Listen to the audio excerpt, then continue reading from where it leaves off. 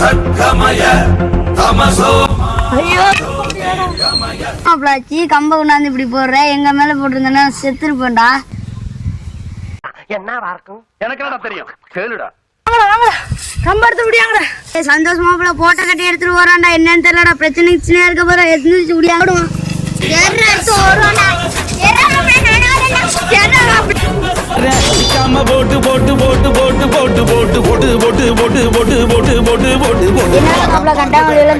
என்னடா ஆச்சு, ஆளு கீழே அடிக்கணுமா? அங்க வேற மூச்சு தெரிக்க முடியாடுறோம்.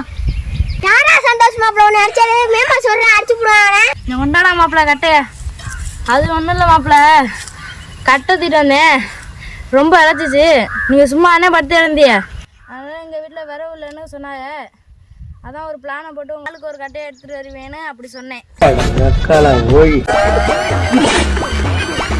3 பேரையும் பார்த்தா கேனா பையன் மாதிரி இருக்காடா. இந்த கொண்டு வந்த கட்டையிலே ஒன்று சொல்லிட்டு